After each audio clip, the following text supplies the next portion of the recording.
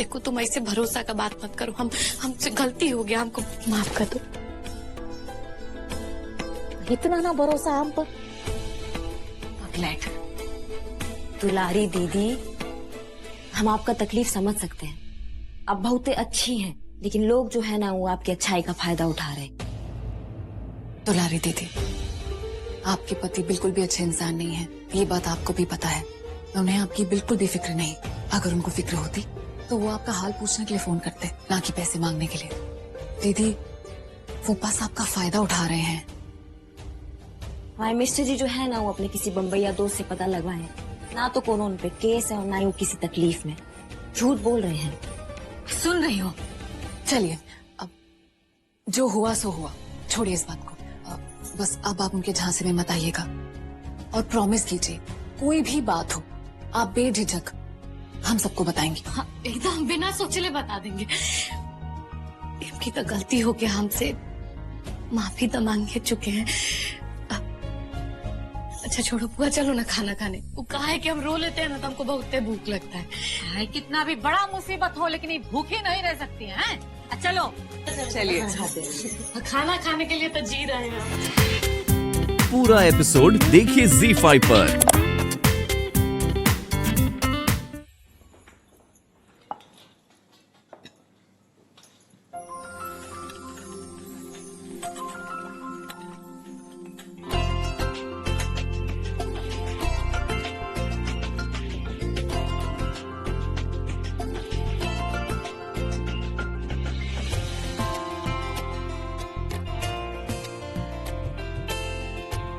भाभी, पापा तो बाहर गए हैं, तो आप किसके लिए थाली लगा रहे हो?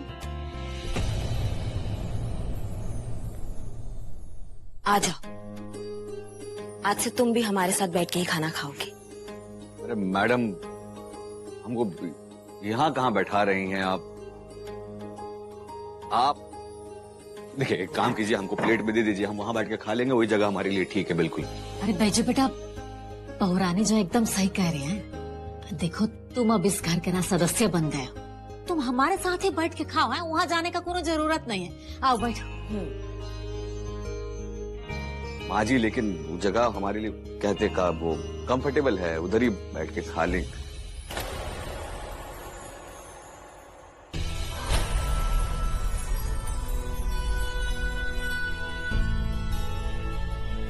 बैठते हो कि नहीं? नहीं तो तुम्हारा ही बंदूक तुम्हारे सर पे रखे फिर बैठोगे। बोलो।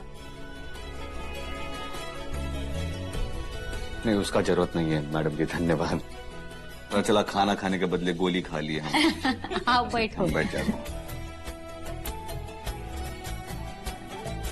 क्या बात है भाई, नाना प्रकार का व्यंजन है आज तो। आपका मनपसंद भिंडी बनाई है आपकी बहुरानी है। अरे क्या बात है। अरे बैजू भाई, ये लो 2 लाख रुपए का चेक है। दुलारी के लिए अपना घर गिरवी रखे थे ना, तो इसे छुड़वा लेना। अरे लेकिन हम वो अरे रख लो भाई, और इसे भी जो है लक्ष्मी का निरादर नहीं करते हैं। काम एकदम ही सही कह रहे हो बिटवा, ले लो।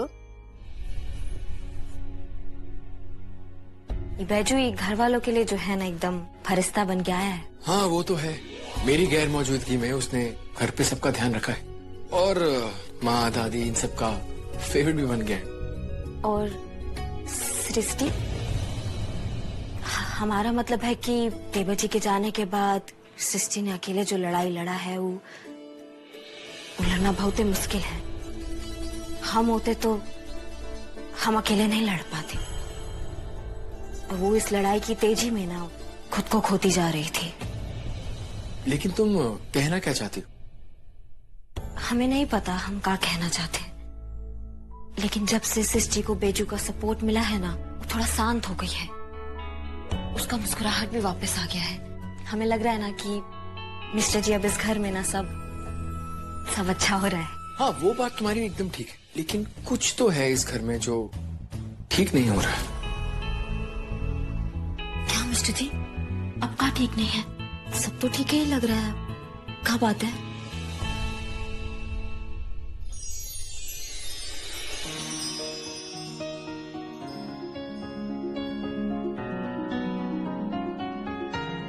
कुछ तो है जो ठीक नहीं हो रहा है और कुछ तो है जो बहुत टाइम से अटका हुआ है। अब मुझे ये नहीं समझ आ रहा कि उसे ठीक कैसे किया जाए, बट ठीक करना पड़ेगा।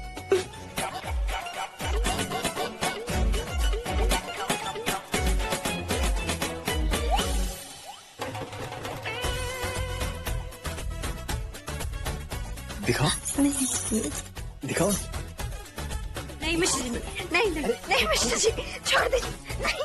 दिखाओ दिखाओ दिखाओ।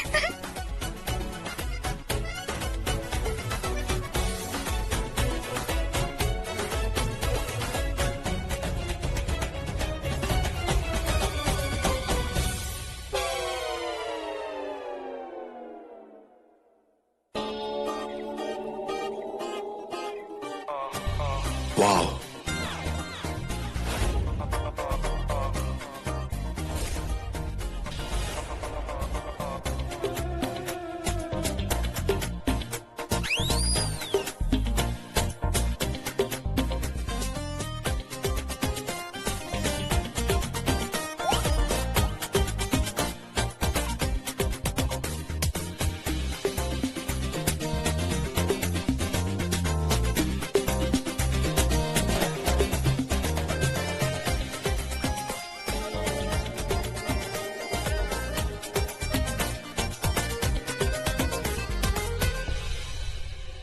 मैडम जी आंख बंद करने से कुछ होगा नहीं, चलो चुपचाप से पहनो।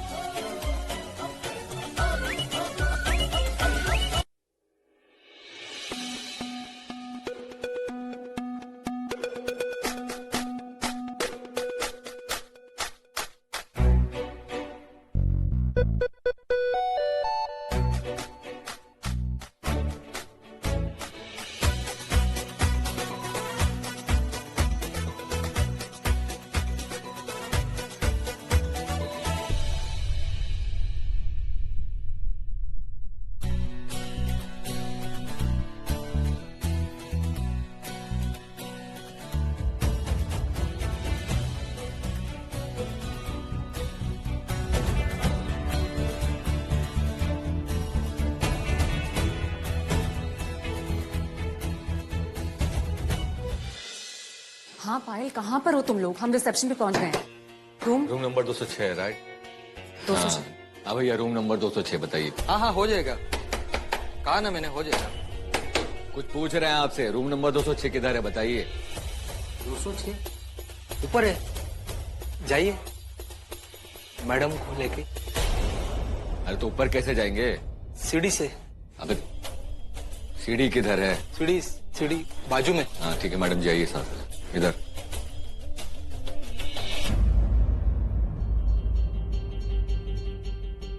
भाई साहब 206 नंबर कहाँ है पता सकते हैं?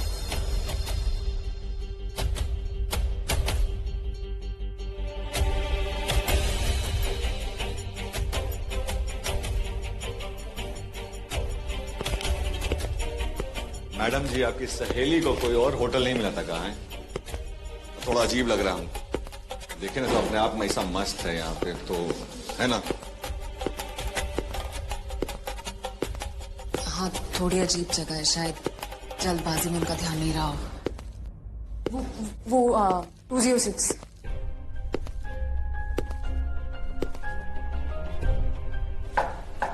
मैडम जी तो खुला है।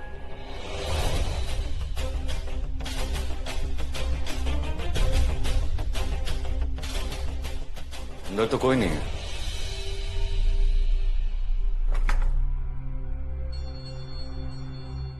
हेलो पायल, हम रूम नंबर 206 में हैं। तुम कहाँ हो? क्या बात कर रही हो? हम अंदर है रूम के। एक मिनट, तुमने होटल पैराडाइज ही कहा था ना?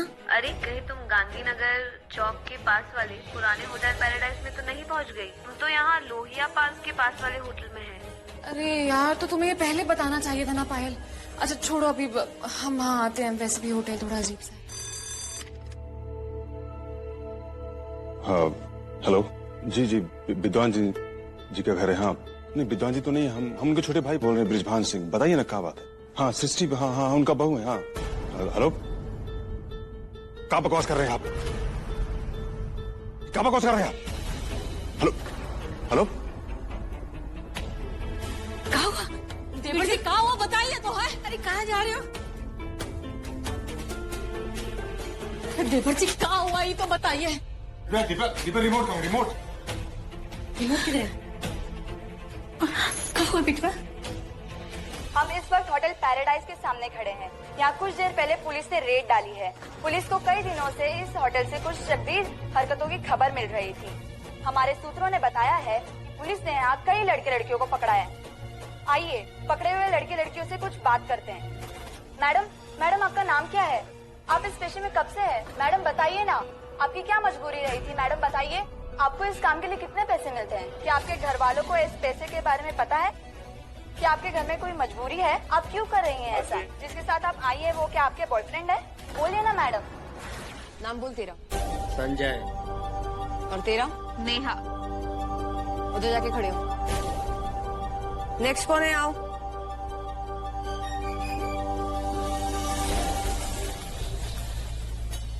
नाम बोल तेरा। रवि।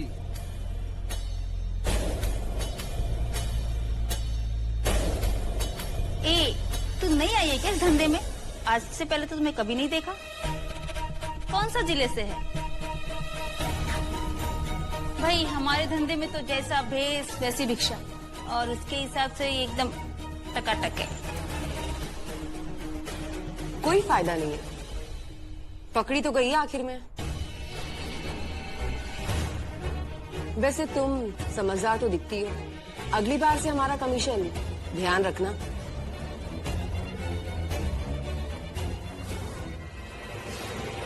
वैसे बाकियों से अलग है ये।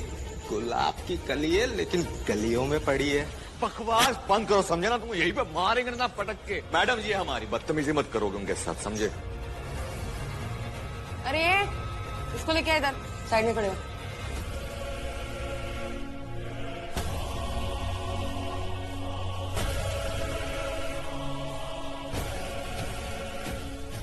हवलदार साहब, अरे उनको भी साथ में लेके आओ। साथ में लैला मजनू की पूछताछ हो जाएगी एक साथ ही। अच्छा मैडम है तुम्हारी ये, और इसको लेके होटल गए थे। चल नाम बता अपना। हमारा नाम बैजू है। बैजू? बैजू कानपुरिया?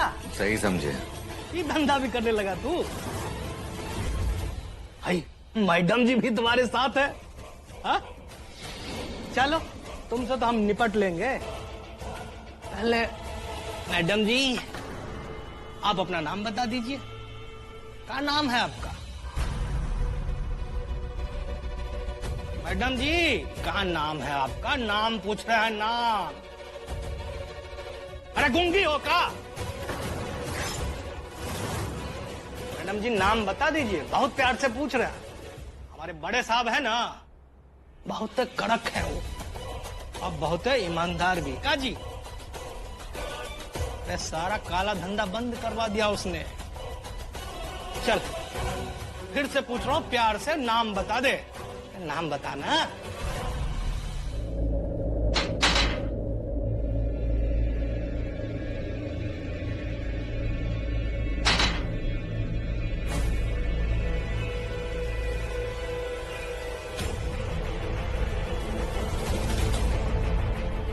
हाँ तो मैम ये बैजू कौन है?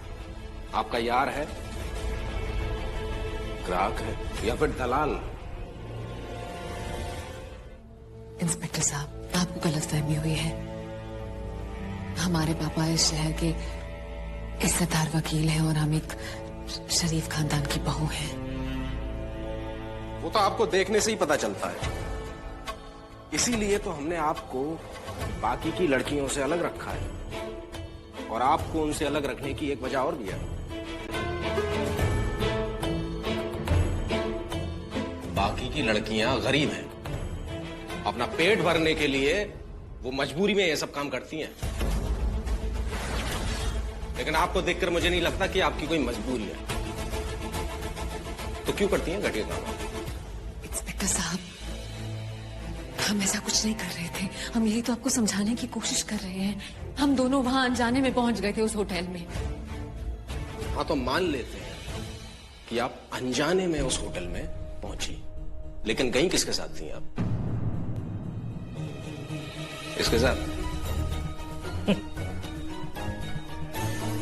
कौन लगता है ये आपका? ये हस्बैंड है आपका या बॉयफ्रेंड है या ऐसे ही चल दिया किसी के साथ? हम एक विडो हैं। आप प्लीज ऐसे बातें मत कीजिए। दयाल,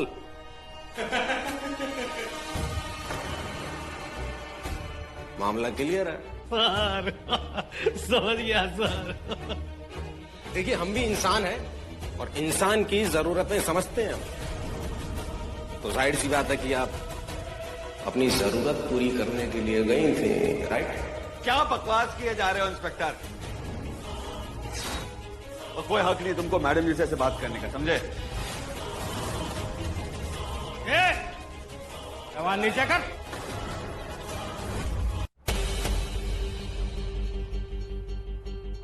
करेंगे तो क्या कर लोगे तुम? बहुत गर्मी है तुम्हारे अंदर। आग काहे दिखा रहे हो रे? किसको आग दिखा रहे हो तुम? दयाल,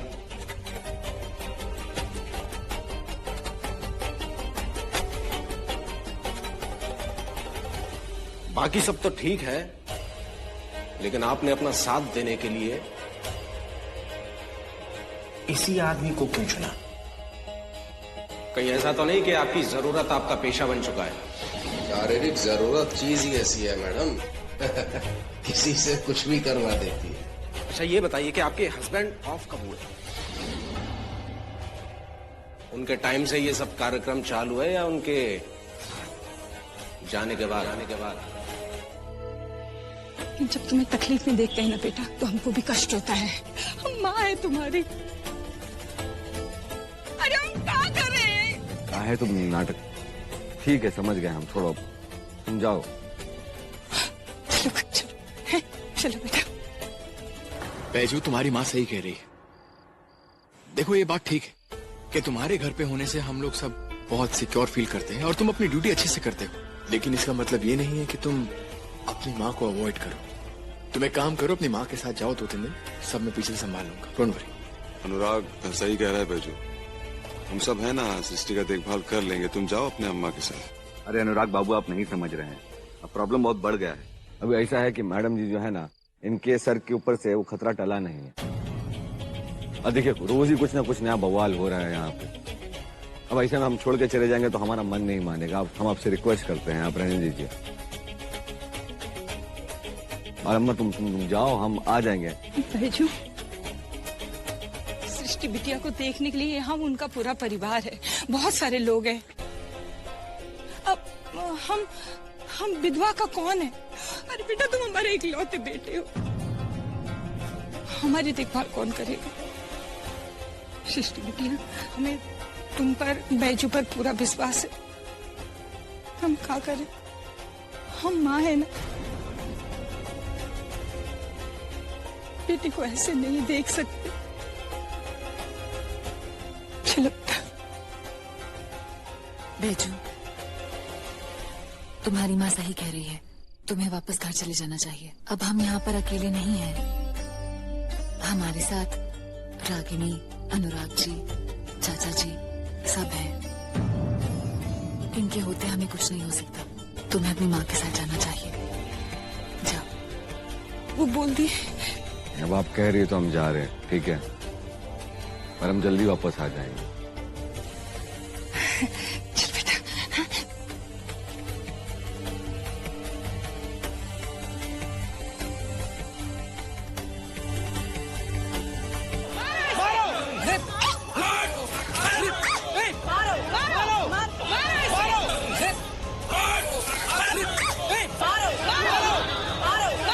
अरे पागल होगा क्या? दिमाग खराब है तुम्हारा? दिमाग खराब।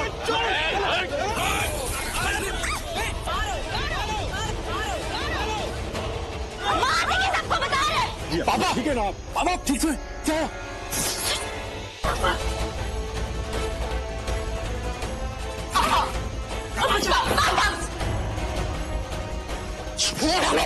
चल, कर दे इसका मुंह काला।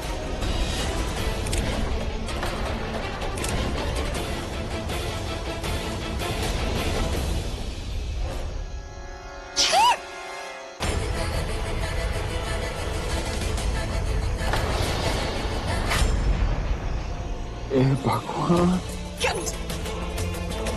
अरे बेहया बेशरम, इतनी जवानी नहीं संभाल रही थी तो चली जाती है अपने यार के साथ।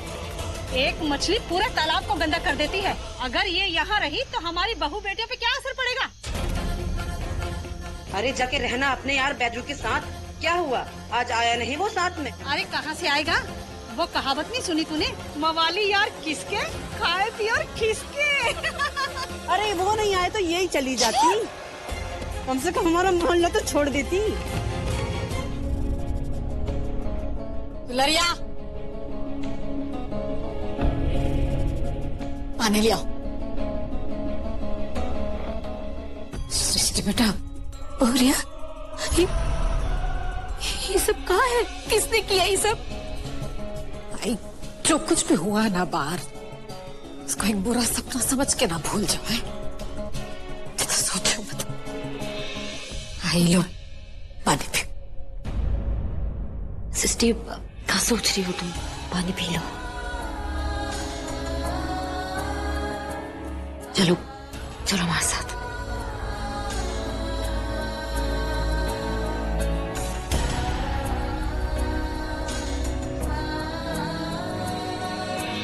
भैया,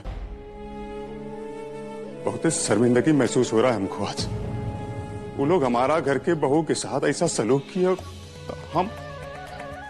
आप हमको शराफत समझाते रहे और वो लोग अपना औकात भूल गया। भैया उनको ना हम उनका औकात याद दिला के रहेंगे आज। अगर इनके घर में घुस के नहीं मारा ना तो हमारा नाम बृजभान सिंह नहीं है।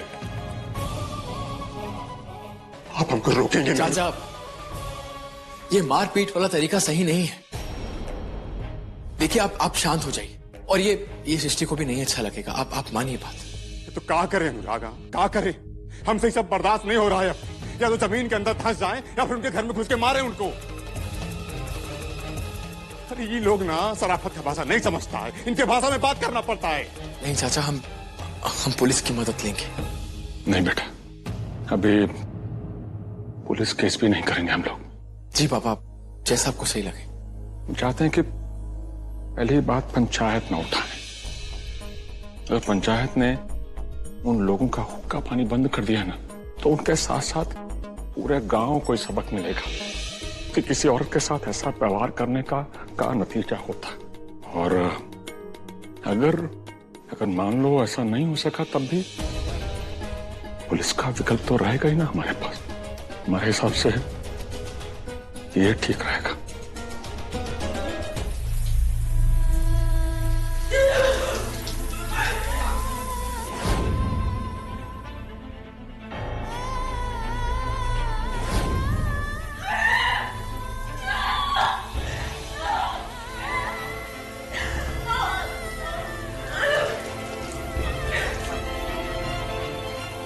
अरे बेहया बेशरम, इतनी जवानी नहीं संभाल रही थी तो चली जाती है अपने यार के साथ।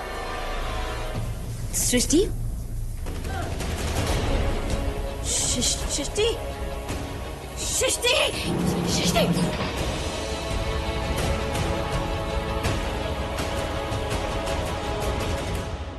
इधर आओ सृष्टि, ये क्या कर रही हो तुम? क्या हो गया तुम? देखो, दाग निकल गया है। दाग छूट गया, एक भी दाग नहीं है। एक भी दाग नहीं है। नहीं छूट गया, छूट गया, पूरा दाग निकल गया। तुम हमारे साथ निकल गया, कुछ भी नहीं है। एक भी दाग नहीं है। तुम हमारा बात मानो। क्या हो गया तुम्हें? ये लो तुम, एक भी दाग नहीं है। सृष्टि, सारा दाग निकल गया। हमारी तरफ देखो, हमारी तरफ देखो। नहीं है दाग, हम सब तुम्हारे साथ है सृष्टि। अब तुम तो बहुत स्ट्रांग हो ना, फिर तुम कैसे कमजोर पड़ गई? तुम थोड़ी ना कमजोर पड़ सकती हो। एक भी दाग नहीं है। हमारी तरफ देखो सृष्टि।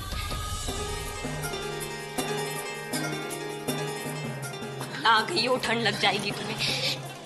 सृष्टि, हमारी तरफ देखो। नहीं है सृष्टि, सृष्टि, नहीं है दाग, नहीं है दाग, छूट गया दाग।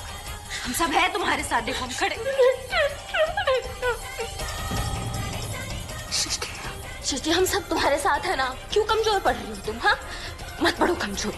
कुछ भी नहीं हुआ, कुछ भी नहीं हुआ। सबको बताएंगे, सबको ना गोलियां सुड़ा देंगे, बता रहे तुमको।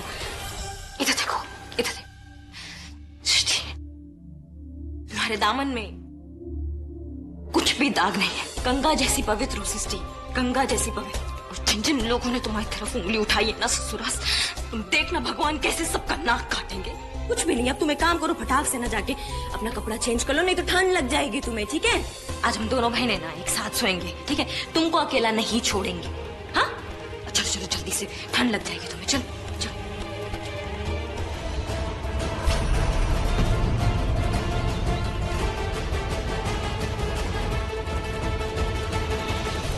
ऐसा कहा देख लिया फोटो में? हाँ, हमको भी दिखाइए, कहा है इसमें? फालतू का बात कर रही है, कहा इस फोटो में ऐसा? हाँ, अरे विधवा होना ना घटना है, कोनो बीमारी नहीं है जो उसके साथ रहने से आपको भी लग जाएगी। रागिनी जी, आपको आपकी बात रखने का पूरा समय दिया गया था, अब गांव वालों को अपनी बात रखने दीजिए। कहिए आप लोग। सरपंच जी, अगर ये लड़की इस गांव में रही तो हमारी बहन बेटियों पर बुरा असर पड़ेगा। अरे मैं तो कहता हूँ इनकी पूरी कुंभे को ही इनकी पुरानी जगह बेच दो। वहां भी कुछ कर्म कांड करके आए होंगे, क्या मुंह दिखाएंगे ये लोग अपना? ये तुम ना ज्यादा समाज के ठेकेदार मत बनो, समझे? और तुम मुंह तोड़ देंगे, यही बता रहे हैं। दुबे जी, हद पार कर रहे हैं आप।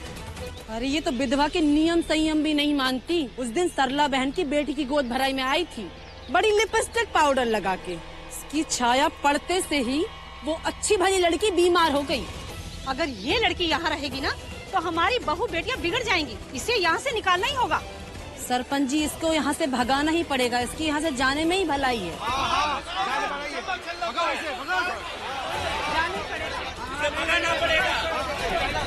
ऐसा है विद्वान जी कि समाज में महिलाओं के सुरक्षित सम्मान और जीवन यापन के लिए नियम कानून बनाए गए हैं। खासकर विधवा महिलाओं के लिए भी समाज ने नियम और कानून बनाए हैं। अरे ओ कमल, जरा वो बोर्ड ले आओ।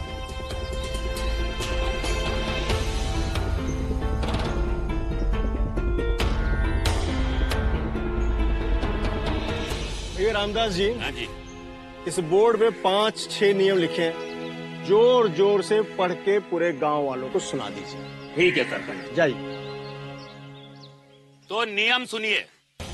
पहला नियम, सूरज ढलने के बाद विधवाओं का घर से निकलना समाज के नियम के खिलाफ है।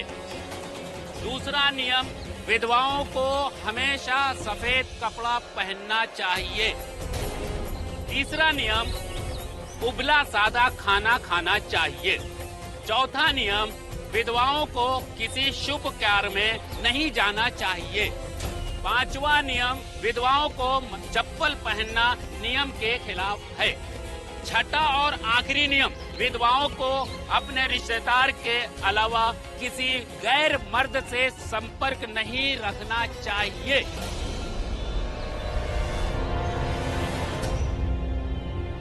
जैसा कि आप लोगों ने बोर्ड पे लिखे हुए नियम और कानून जो विधवाओं के लिए बनाए गए हैं समाज के द्वारा, वो आप लोगों ने पढ़ भी लिए और सुन भी लिए।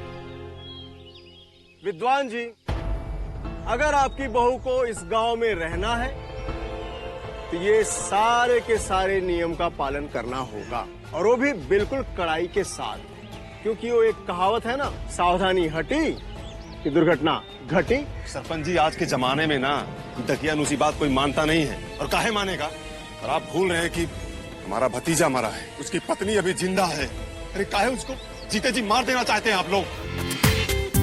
पूरा एपिसोड देखिए ZEE5 पर।